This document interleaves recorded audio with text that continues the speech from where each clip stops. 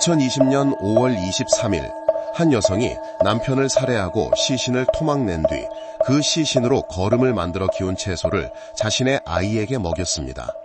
공포영화 같은 이야기 같죠? 하지만 이것은 사실이며 바로 서울 한복판에서 일어난 일입니다. 이웃들에게 현모양처의 표본으로 칭송받던 온화한 여성 김지현 씨가 바로 그 범인이었습니다. 그녀는 남편이 이혼을 요구했을 때 울부짖거나 매달리지 않고 조용히 정교한 살인 계획을 세워 자신이 살고 있는 집 2층에 시신을 안매장했습니다. 그리고 수개월 동안 아무 일도 없었다는 듯이 요리를 하고 웃고 아이를 키웠습니다. 어째서 한 아내가 이토록 잔혹한 짓을 저지른 걸까요? 무엇이 평화로워 보이던 가정을 이토록 끔찍한 비극으로 몰아넣었을까요? 오늘 영상에서는 행복한 결혼 사진에서부터 시작하여 차가운 살인자의 심장을 가진 한 어머니 때문에 한 가정이 무너져 내린 운명의 그날 밤까지 여러분을 안내할 것입니다. 이 컨텐츠가 중요하다고 생각하신다면 좋아요, 공유, 구독을 눌러 전국을 뒤흔들었던 실제 이야기들을 놓치지 마세요. 이제 저와 함께 모든 것이 평온해 보였지만 그 안에서는 폭발을 기다리는 보이지 않는 파도가 도사리고 있던 시작점으로 돌아가 보겠습니다. 지연은 남편을 사랑했습니다. 그건 누구도 부정할 수 없었습니다. 하지만 그녀가 사랑하는 방식은 나눔이 아니라 통제였습니다. 처음에는 남편 준호도 신경 쓰지 않았습니다. 아내가 지금 어디야? 누구랑 있다가 몇 시에 들어와? 라고 묻는 것은 관심처럼 들렸으니까요. 하지만 매일 매시간 반복되는 질문들은 보이지 않는 족쇄가 되어 그의 삶을 옥죄기 시작했습니다. 준호는 한 번은 이렇게 말했습니다. 내가 집에 오는 게 더 이상 편하지 않다는 거 알아? 하지만 지연은 그저 비웃으며 말했습니다. 집은 걱정하는 곳이지 편하려고 있는 곳이 아니야. 준호는 젊은 시절부터 꿈꿔왔던 작은 오토바이 수리점을 열고 싶었습니다.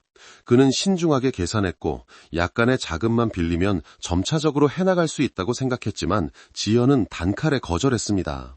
백수가 사장 될 꿈은 꾸지도 마. 처자식 삼시세끼 챙겨줄 걱정부터 해야지. 무슨 사업이야. 준호는 처음으로 가장 가까운 사람에게 모욕감을 느꼈습니다. 그는 일찍 귀가하는 것을 피하기 시작했고 야근을 핑계댔습니다. 그리고 운명은 그에게 옛 동창이자 이제는 같은 프로젝트의 동료가 된 이서연을 다시 만나게 했습니다. 서연은 화려하게 예쁘진 않았지만 그녀 곁에서 준호는 자신의 이야기를 들어주는 사람을 만났습니다. 누구도 서로에게 추파를 던지지 않았습니다. 하지만 매일 밤 주고받는 메시지는 점점 늘어났습니다. 너무 피곤해. 집에 오면 꼭 시험 치는 것 같아. 네가 내 아내였다면 인생이 좀 더 숨통이 트였을 텐데. 단지 그뿐이었지만 지연에게는 기름통에 불을 붙인 것과 같았습니다. 어느 날 서연은 낯선 번호로 메시지를 받았습니다. 내 남편한테서 떨어지는 게 좋을 거야.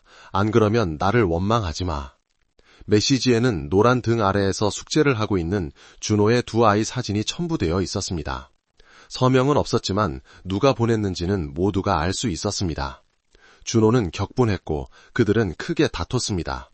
수년간의 침묵과 인내 끝에 처음 있는 일이었습니다. 그는 책상을 내리치며 소리쳤습니다. 나 바람 안 피웠어. 하지만 이 집이 너무 지긋지긋해. 매일이 재판이야. 난 더 이상 사람이 아니라 아내와 함께 사는 피고인일 뿐이라고. 그리고 운명을 결정짓는 한마디가 터져나왔습니다. 이혼하고 싶어. 그 순간 방 안에는 더 이상 다툼 소리가 들리지 않았고 길고 긴 침묵만이 흘렀습니다.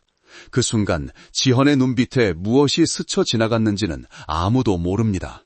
하지만 한 가지는 확실했습니다. 이제 그녀는 상처 입은 아내가 아니라 계산을 시작하는 한 명의 범죄자라는 것이었습니다. 이혼하고 싶어 라는 말을 내뱉은 후 준호는 자신이 폭풍의 도화선에 불을 붙였다고 생각했습니다.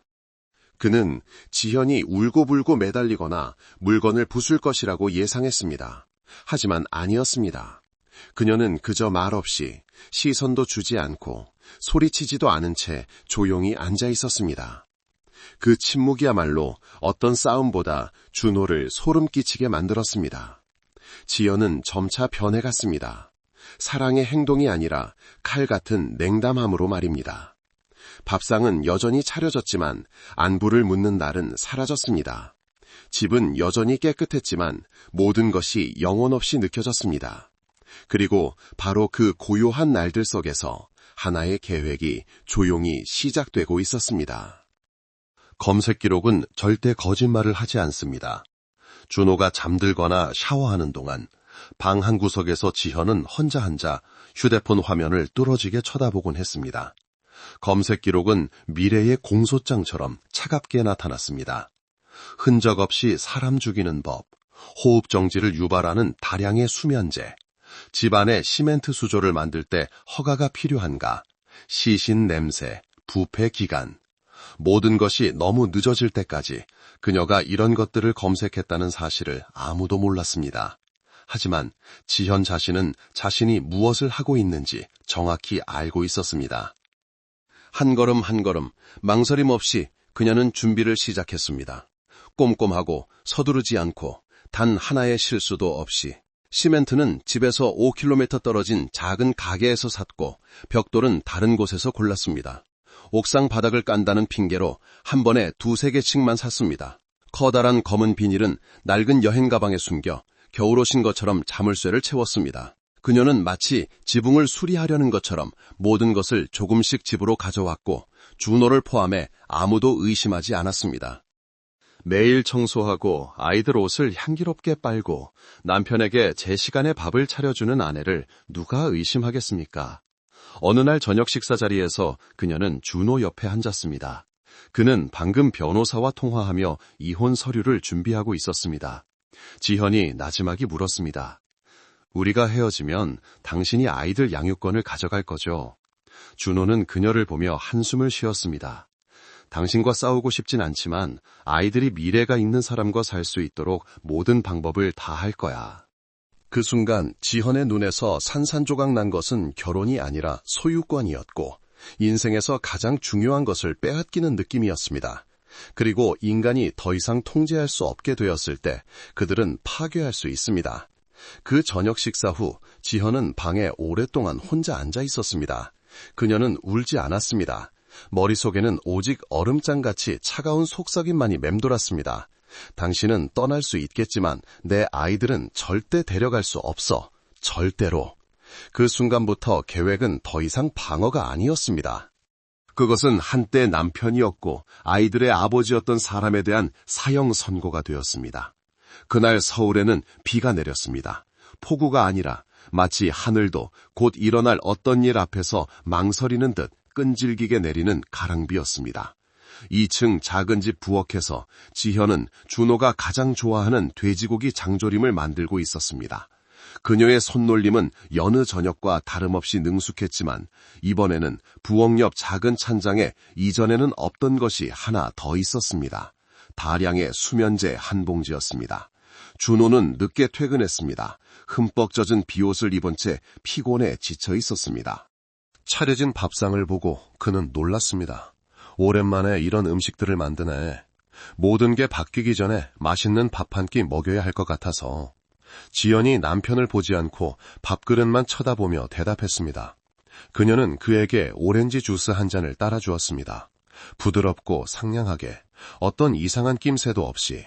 그 주스 안에는 성인 남성을 몇 시간 동안 깊은 잠에 빠뜨리기에 충분한 양의 약이 들어있었습니다. 준호는 의심 없이 단숨에 마셨습니다. 아이들이 잠든 후 준호도 자리에 누웠습니다. 15분도 채 되지 않아 그의 숨소리는 거칠어지기 시작했고 눈은 스르르 감겼으며 몸은 속수무책으로 잠에 빠져들었습니다. 그때 지현은 침대 옆에 앉아 오랫동안 남편을 바라보았습니다. 울지도 떨지도 망설이지도 않았습니다. 단지 아주 작은 목소리로 한마디를 내뱉었을 뿐입니다. 미안하지만 당신은 떠나야 할 사람을 잘못 골랐어. 집은 쥐 죽은 듯 조용했고 양철 지붕 위로 떨어지는 빗소리만 들렸습니다. 바로 그 2층에 지현은 몇 주 전부터 몰래 새로운 화단을 만들고 있었습니다. 원래 빨래를 널던 자리에 그녀는 아이들에게 유기농 채소를 치워주고 싶다고 이웃들에게 말했습니다. 아무도 그것이 그녀가 준비한 시멘트 무덤이 될 것이라고는 상상하지 못했습니다. 그날 밤 지연은 준호를 2층으로 끌고 가는 것부터 그의 몸을 3겹의 검은 비닐로 감싸고 테이프로 단단히 밀봉하고 냄새를 없애기 위해 석회가루를 뿌린 뒤 시멘트를 겹겹이 붓는 것까지 모든 것을 혼자 했습니다. 모든 동작은 마치 머릿속에서 수백 번 연습한 것처럼 보였습니다. 아마도 가장 무서운 것은 그 행위 자체가 아니라 그녀의 평정심이었을 것입니다. 그녀는 울지도 손을 떨지도 않았습니다. 시멘트를 섞던 중 단 한 번 잠시 멈추고는 작게 말했습니다. 아이들에게는 엄마가 필요해. 그리고 엄마는 아이들을 누구에게도 빼앗기게 둘 수 없어. 마치 자신이 희생자인 양 하는 독백, 상상할 수 있는 가장 냉혹한 계획에 대한 변명이었습니다. 비가 그친 새벽, 집안의 모든 것은 정상으로 돌아왔습니다. 저녁 밥상은 깨끗이 치워졌고 방은 꼼꼼히 닦였습니다. 두 아이는 아무것도 모른 채 단잠을 자고 있었습니다. 그리고 2층에는 이제 새로운 유기농 채소밭이 생겼습니다. 그 아래에는 한 아내의 가장 끔찍한 비밀이 묻혀 있었습니다. 그날 밤 이후로 준호는 사라졌고 지연은 여전히 웃으며 아이들을 학교에 데려다주고 남편이 먼 곳으로 돈 벌러 갔다고 사람들에게 말했습니다. 그 운명의 밤으로부터 4개월이 흘렀습니다. 사람들 눈에 지연은 여전히 헌신적인 아내이자 억척스러운 어머니였고 남편이 멀리 출장 간 젊은 과부였습니다. 그녀는 이웃들에게 남편이 강원도에서 건설이래요. 가끔 전화 오는데 거긴 신호가 약해서요. 라고 말했고 사람들은 믿었습니다. 왜냐하면 지연은 여전히 아이들을 꼬박꼬박 학교에 데려다주고 2층 채소밭을 아이를 사랑하는 엄마의 정원처럼 푸르게 가꾸었기 때문입니다. 하지만 믿지 않는 한 사람이 있었습니다. 준호의 동생 박민수였습니다. 민수는 형에게 수십 번 전화를 걸었습니다.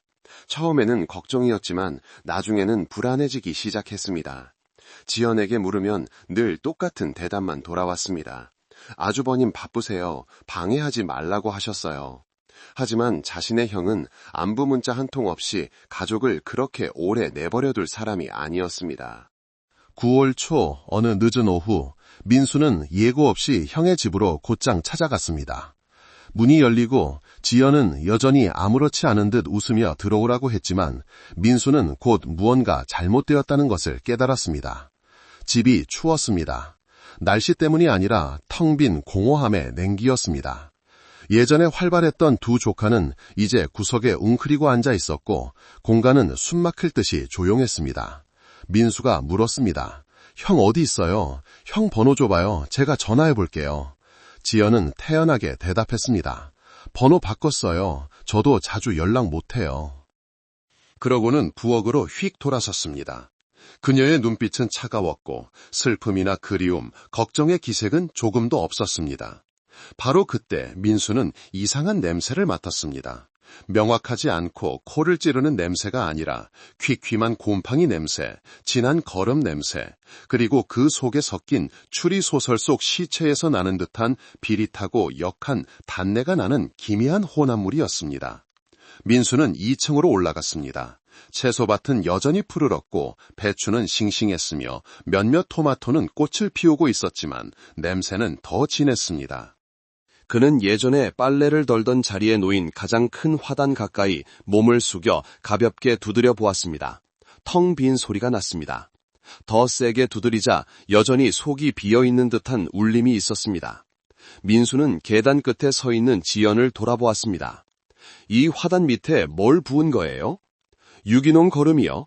애들 먹일 채소라 신경 좀 썼더니 냄새가 좀 심하네요.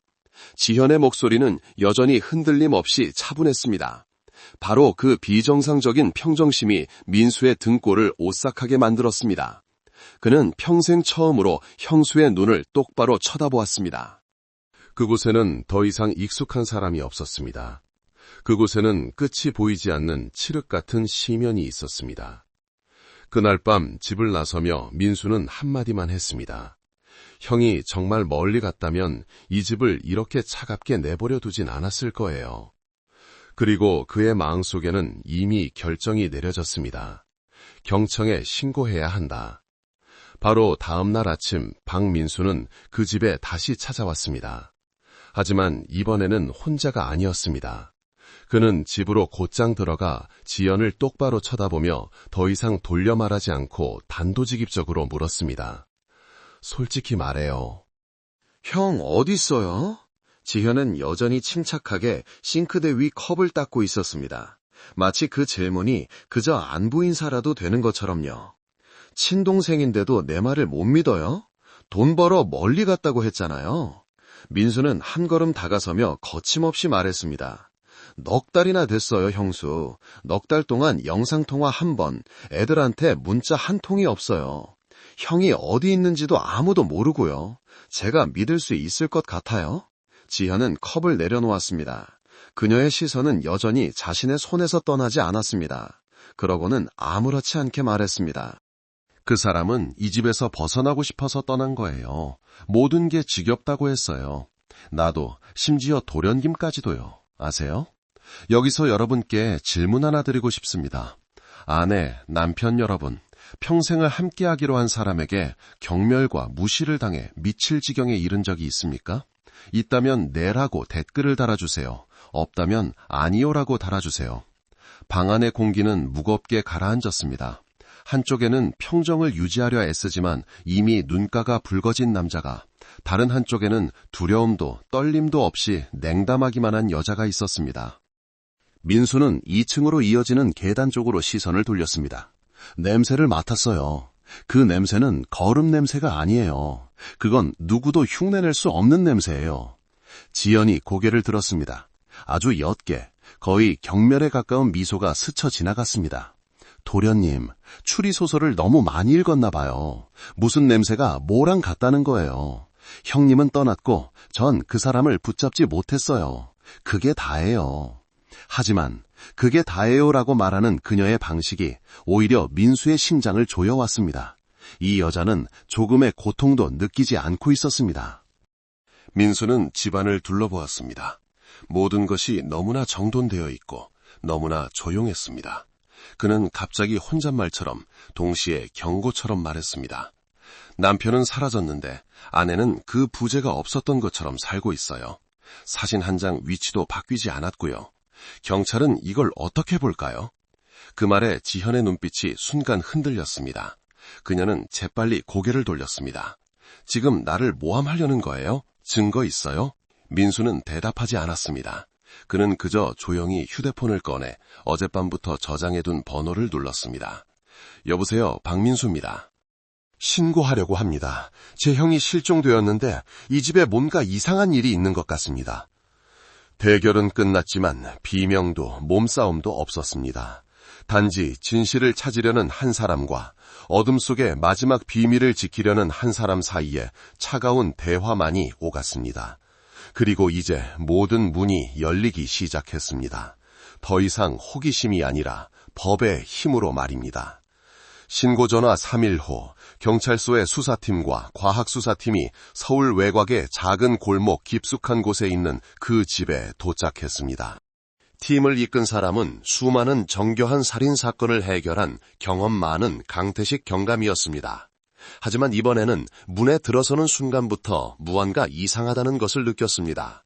집은 너무나 깨끗하고 너무나 조용하고 너무나 정돈되어 있었습니다. 가구는 일렬로 놓여 있었고 커튼은 한치의 오차도 없이 반듯했습니다. 그릇들은 마치 진열장처럼 깔끔하게 제자리에 놓여 있었습니다. 이 깨끗함은 단정함이 아니라 의도적인 은폐였습니다. 지연은 여전히 태연한 얼굴을 유지하며 수사관들에게 물을 권하고 사교적인 미소를 지었습니다. 편하게 조사하세요. 전 숨길 게 없어요. 남편이 집을 나간 뒤로 저도 마음고생이 심해요. 강 경감은 말을 아꼈지만 그의 눈빛은 칼날처럼 날카롭게 지연에게서 한순간도 떨어지지 않았습니다. 수사 절차는 체계적으로 진행되었습니다. 집안 구석구석을 수색하고 잠재적인 증거물들, 즉 휴대폰, 태블릿의 검색 기록, 자재 구매 영수증 등을 수집했습니다. 형사들은 의심스러운 채소밭이 있는 2층으로 자기장 측정기를 가져갔습니다. 탐지기를 타일 표면에 가까이 대자 화면에 즉시 비정상적인 수치가 나타났습니다. 한 젊은 경찰관이 조용히 말했습니다. 팀장님, 이 아래층은 일반 흙이 아닌 것 같습니다. 강경감은 고개를 끄덕이고 지연을 향해 말했습니다. 확인을 위해 이 화단을 일구 파괴해도 되겠습니까? 지연은 잠시 망설이다가 이내 고개를 끄덕였습니다. 마음대로 하세요. 큰 망치가 첫 번째 타일을 내리치는 순간 온 집안이 숨을 죽였습니다. 쾅! 타일 조각이 부서지자 그 안에서 시멘트층이 드러났습니다. 쾅! 다음 시멘트층이 부서지자 역한 냄새가 터져나왔습니다. 그것은 거름 냄새가 아니라 끈적하고 역겹고 달짝지근하며 공기 중에 달라붙는 듯한 진한 부패의 냄새였습니다. 한 형사가 코를 막고 주춤거렸습니다. 이 냄새는 틀림없습니다. 강경감은 아무 말도 하지 않았습니다. 그는 뒤로 물러서서 여전히 계단 옆에 서 있는 지현을 바라보았습니다. 그녀는 더 이상 웃지도 말하지도 않았습니다. 단지 모든 것이 통제 불가능 상태에 빠진 듯한 뻔뻔한 눈빛만이 있었습니다. 화단 전체를 파괴하겠습니다. 협조해 주십시오. 저항도 변명도 없었습니다. 평생 죄를 숨길 수 있다고 생각했던 한 여자의 눈빛 속에서 점진적인 붕괴만이 있었습니다. 시멘트층이 하나씩 걷히고 검은 비닐봉지가 드러났으며 그 안에는 완벽해 보였던 계획의 종지부가 찍혀 있었습니다. 진실은 땅속에서 솟아오르기 시작했지만 그로 인한 상처는 결코 다시 묻히지 않을 것입니다. 마지막 시멘트층이 걷혔을 때 끔찍한 냄새가 수사팀의 얼굴을 정면으로 덮쳤습니다. 더 이상 숨길 것도 피할 것도 없었습니다. 악취는 솟구쳐 올라 사람들의 마음을 강타했고 역겨울 정도로 진하고 머리가 아플 지경이었습니다. 한 젊은 경찰관은 급히 고개를 돌려 그 자리에서 구토했습니다.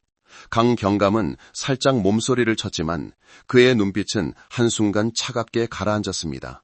1번 봉투 개봉해 명령이 내려졌습니다. 흙과 석회가루로 뒤덮인 채 단단히 묶인 검은 비닐봉지가 천천히 열렸습니다.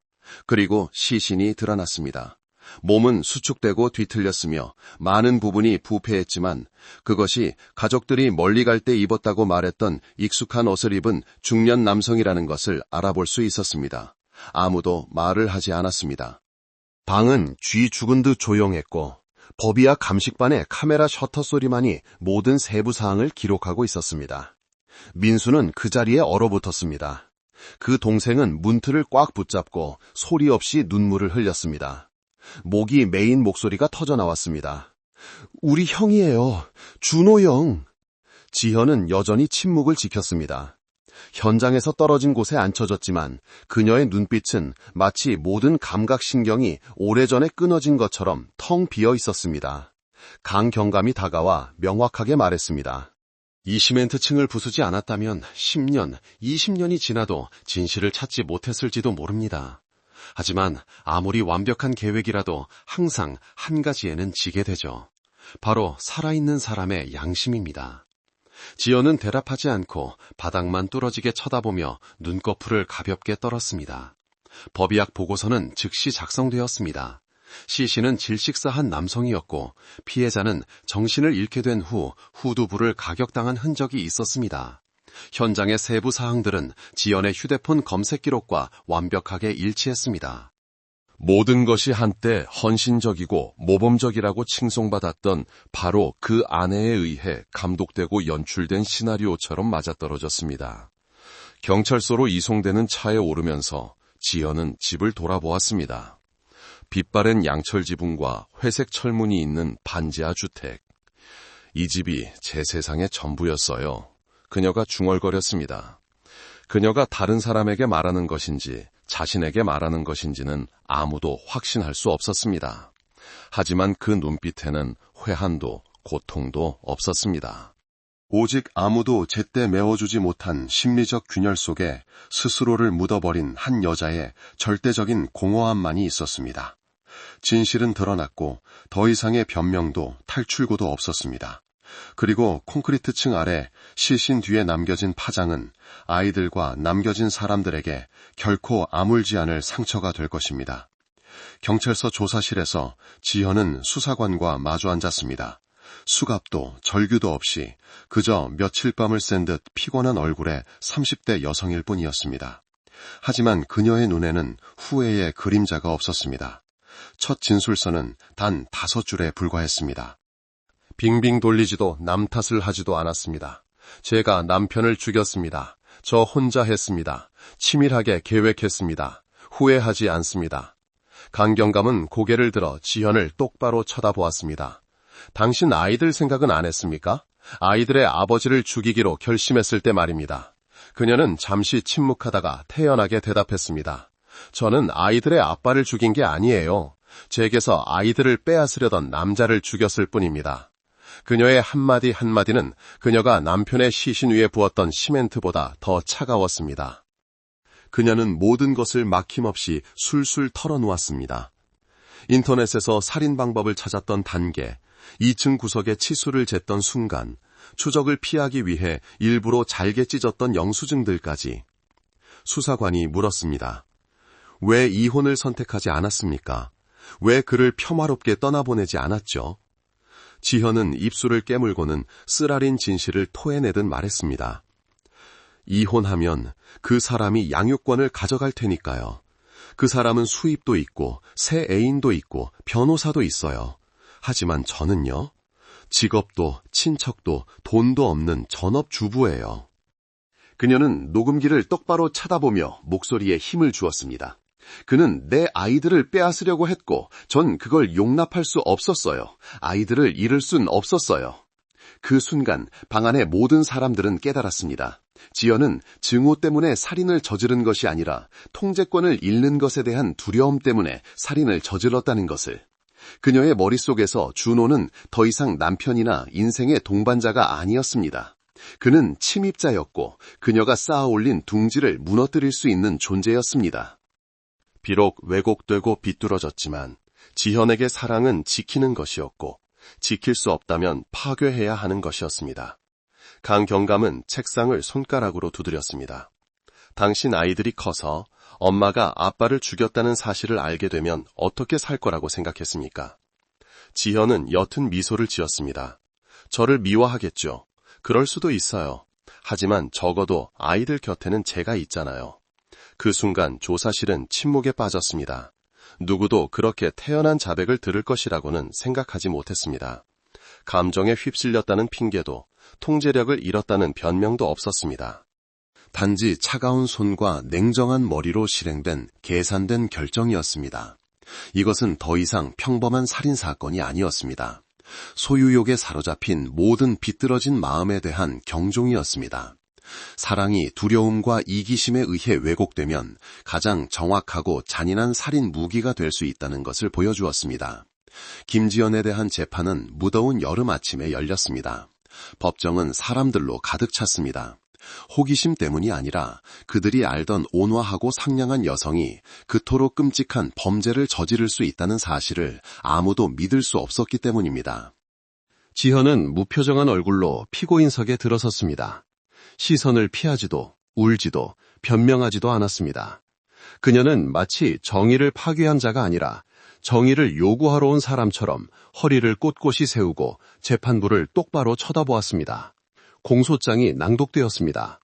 남겨진 사람들의 기억에 칼날처럼 박히는 세부 사항들. 남편을 살해할 계획, 시신 은닝, 4개월 동안의 부재 위장. 남편의 시신이 시멘트 아래에서 부패라고 있는 집 2층에서 두 어린 자녀와 함께 생활한 사실. 법정 전체가 숨을 죽였습니다. 단 하나의 통제할 수 없는 소리만이 들려왔습니다. 앞줄에 앉은 두 아이의 흐느낌이었습니다. 아이들은 모든 것을 이해하지는 못했지만 오늘부터 아빠는 영원히 돌아오지 않고 엄마도 더 이상 예전의 엄마가 아니라는 것을 알 만큼은 컸습니다. 재판부가 지현에게 선고 전 마지막으로 할 말이 있냐고 물었습니다. 그녀는 오랫동안 침묵하다가 마치 외운 글을 읽는 것처럼 말했습니다. 저는 증오 때문에 그 사람을 죽이지 않았습니다. 다른 길이 없었기 때문에 죽였습니다. 판결을 받아들이겠습니다. 사과의 말도, 아이들에 대한 언급도, 누구를 향한 말도 없었습니다. 뒤쪽에 앉아있던 강경감은 고개를 살짝 기울이며 동료에게 말했습니다. 저 여자는 사랑해서 죽인 게 아니야. 다른 사람의 운명을 결정할 권리가 자신에게 있다고 믿었기 때문에 죽인 거지. 무기징역이 선고되었습니다. 박수도 반대도 없었습니다. 정의는 실현되었지만 고통은 고스란히 남았습니다. 이제 가장 고통스러운 질문은 왜 지현이 남편을 죽였는가가 아니라 그 두 아이가 엄마가 아빠를 죽였다는 기억을 안고 어떻게 살아갈 것인가 하는 것이었습니다. 아이들은 삼촌인 박민수의 집으로 보내져 새로운 가정에서 새로운 시작을 하게 되었습니다. 하지만 영혼에 새겨진 균열은 누가 메워줄 수 있을까요? 심리 전문가는 비극 속에서 자란 아이들은 종종 사랑과 신뢰에 대한 두려움을 안고 살아간다고 말합니다. 그들은 부모를 잃었을 뿐만 아니라 삶 자체에 대한 안정감마저 잃어버린 것입니다. 사건은 종결되었지만 어떤 결말도 온전하지 않았습니다. 한 사람은 죽고 한 사람은 감옥에 갔으며 두 아이는 누구도 답해줄 수 없는 질문과 함께 자라나게 되었습니다. 왜 엄마는 한때 가장 사랑한다고 말했던 아빠를 죽일 수 있었을까? 그것은 지연에게 내려진 판결이었습니다. 하지만 그 고통은 남겨진 사람들에게 내려진 무기징역이었습니다. 여러분, 지금 어디에서 이 이야기를 듣고 계신가요? 계신 곳을 댓글로 알려주세요. 오늘 제가 들려드린 이야기 어떻게 들으셨나요? 여러분의 생각이나 느낌을 자유롭게 나눠주시면 정말 큰 힘이 될 거예요. 부디 이 영상을 보고 계신 모든 분들의 하루하루가 늘 평안하고 행복하시기를 진심으로 기원합니다. 그리고 혹시 여러분에게도 다른 사람들과 함께 나누고 싶은 특별한 사연이나 재미있는 이야기가 있다면 주저하지 마시고 저희에게 보내주세요. 모두가 함께 웃고 공감할 수 있는 소중한 시간이 될 거예요.